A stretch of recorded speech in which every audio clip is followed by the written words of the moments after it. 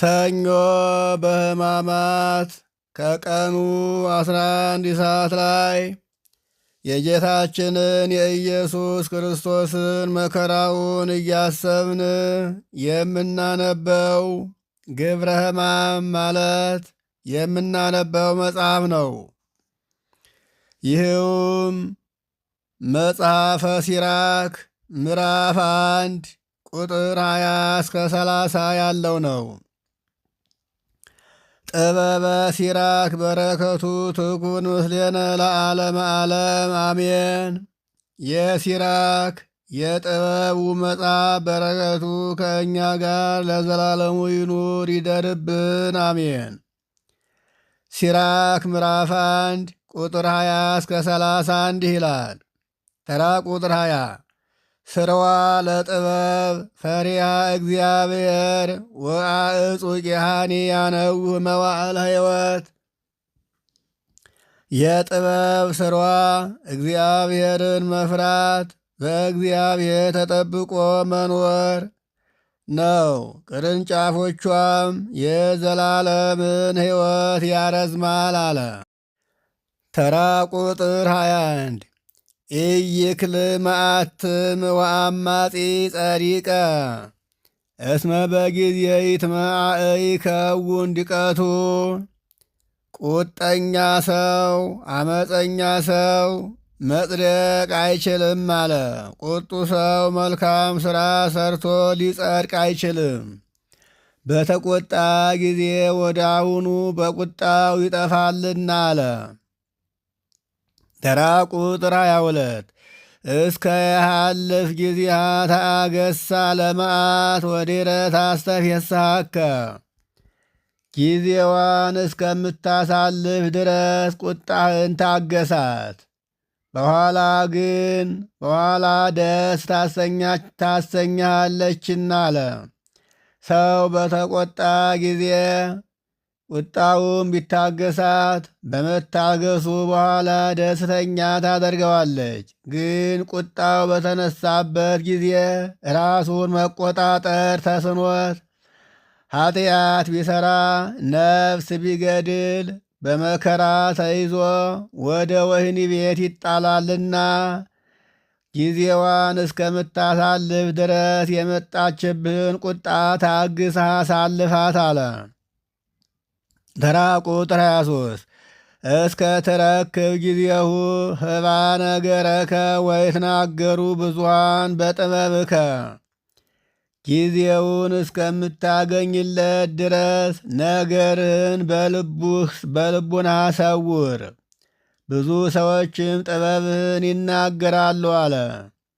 ጊዜውን እስከምታገኝለት ድረስ ነገርህን በልቡና ሰውረህ ጊዜ ስታገኝ ነገርህን ስትገልጠው ሰዎችም አስተዋይ መሆንህን ያን ጊዜ ይናገሩልሃልና አለ።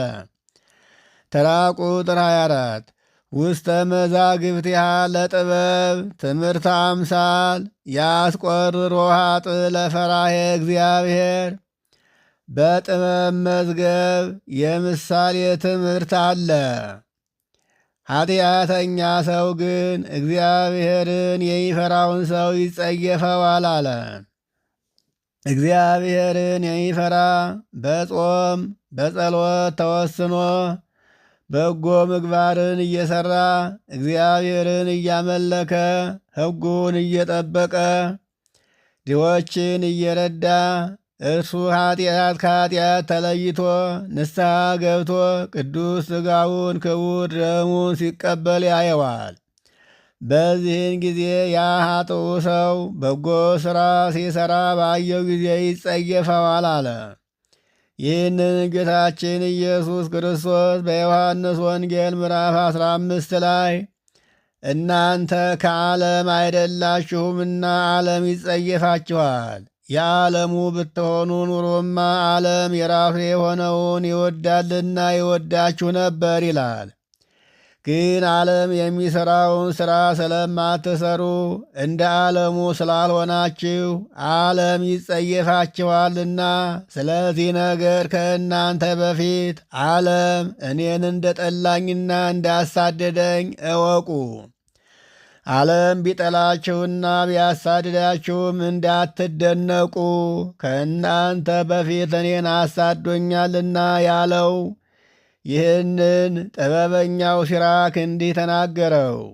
ተራ ቁጥር 25 ለእመታፈቅራ ለጥበብ ዕቀብ ትእዛዛ ወእግዚአብሔር ይሁበክሃ ጥበብን እስከወደድካት ሕጓን ትእዛዟን ጠብቅ። የጥበብን ሕጓን መንገዷን ትእዛዟን የጠበቅ እንደሆነ እግዚአብሔር እርሷን ያስረክብሃል ይሰጣል አለ።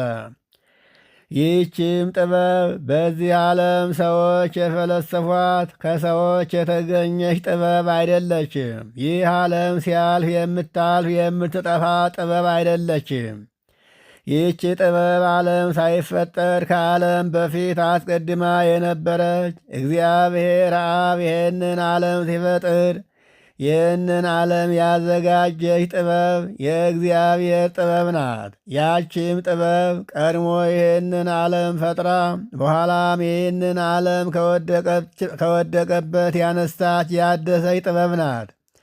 እርሷም በሥጋ ብእሲ የተገለጠች ማለት በሰው ሥጋ ተገልጣ የታየች ሰው ሁና የታየች እንደ ሰው የተራበች፣ የተጠማች፣ የተሰደደች፣ ያዘነች፣ የተጨነቀች፣ በመስቀል ላይ የዋለች፣ የተቸነከረች፣ የሞተች፣ ሙታ የተነሳች፣ ያረገች ጥበብ እሷም ክርስቶስ ነች።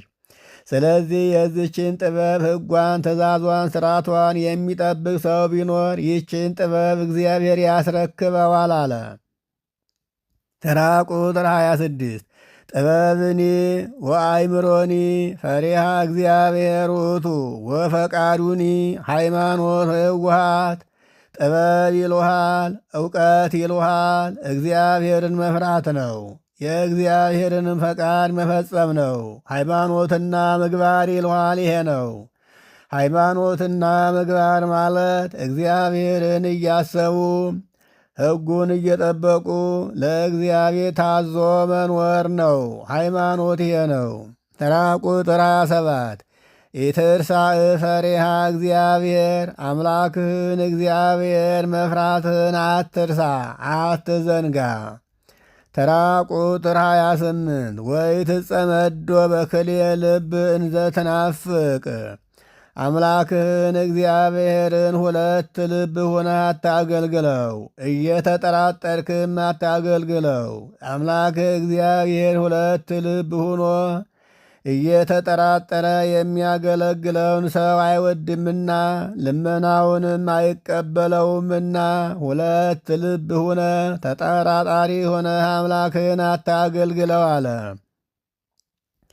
ተራ ቁጥር 29 ወኢትደቅ ውስተ አፈ ሰብእ ወዕቀብ ከናፍሪከ በሰው አፍ እንዳትወድቅ በሰው አፍም ትንሽ እንዳትሆን እንዳታንስ ከንፈርህን ከሐሜት ከሁሉ ነገር ከአሉባልታ ነገር ሁሉ አንደበትህን ጠብቅ አለ። ሰው እንደፈለገ መናገር ሲጀምር ያየውን ሁሉ ማውራት ሲጀምር በሰው ዘንድ ይናቃል፣ ይጠላል። ስለዚህ አንደበትህ ክት ይሁን። ሳታስተውል ሳታረጋግጥ አትናገር። ሳታስተውል ሳታረጋግጥ በምትናገረው ነገር ሁሉ በሰው ዘንድ ቀላል ትሆናለህ። ስለዚህ በሰው ዘንድ እንዳትናቅና በሰው ዘንድ ትንሽ ሁነህ እንዳትገኝ አንደበትህን ከክፉ ነገር ጠብቅ አለ። ተራ ቁጥር 30 ወኢትዓይቢ ርእሰከ ከመ ይእስር ወከመ ይትደቅ ነፍስከ ወይከስተከ እግዚአብሔር ህዋቲከ ወበማእከለ ብዙኃን ያወድቀከ እስመ በፍርሃተ እግዚአብሔር ይመጻእከ ወምሉ ጉህሉት ውስተ ልብከ ራስህን ትዕቢተኛ አድርገህ አታኩራ።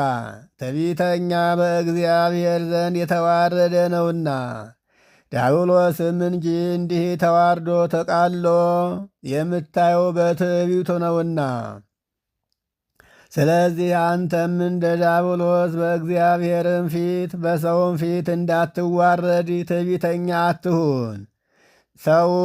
ሰውነትህንም እንዳታጠፋ ሰውረ የሠራውን ኃጢአትን እግዚአብሔር ይገልጥብሃልና በብዙ ሰዎችም መካከል ያዋርድሃልና እግዚአብሔርንም በመፍራት አልመጣህምና በልብህም ሽንገላ ሞልቶአልና።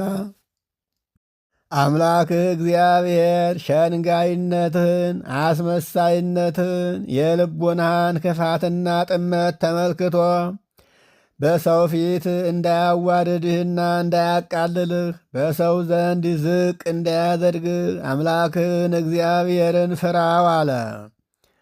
መጽሐፈ ሲራክ ምዕራፍ 1 ከቁጥር 20 እስከ 30 ያለው እዚህ ላይ ተፈጸመ። ይቆየን።